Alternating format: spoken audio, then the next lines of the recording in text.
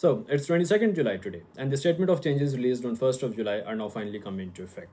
So everyone is asking two main questions. Number one is what is the new salary threshold, and number two, which jobs are eligible for dependents and which are not. So I'll explain in summary about the new immigration rules which are specifically affecting the skilled workers starting from today. So as we are all aware that previously the general salary threshold was 38,700, but now it has been increased to 41,700. There are certain circumstances in which you can be paid less for the skilled worker visa. What are those circumstances? Number one is the new entrant rule. So if you qualify for the new entrant rule criteria, then you can be paid less. Now, who is a new entrant? What is the new entrant rule? First of all, if you are under the age of 26, you satisfy the criteria for that. Furthermore, if you have completed any bachelor's, master's, or PhD degree in the UK, then starting from the date of completion of your course in the UK, the new entrant rule is limited to 4 years.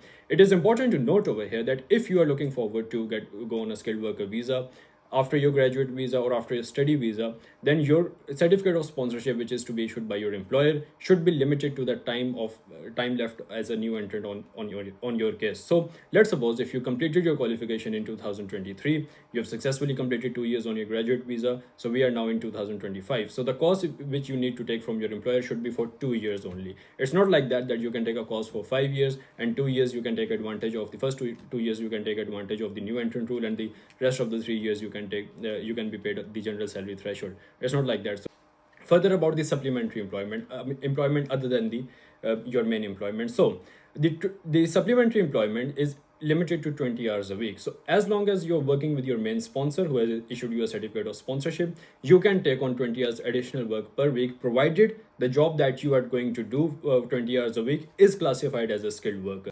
Now the main question, which jobs are eligible for dependents and which are not? Well, the answer to this question is not limited to one word or one sentence.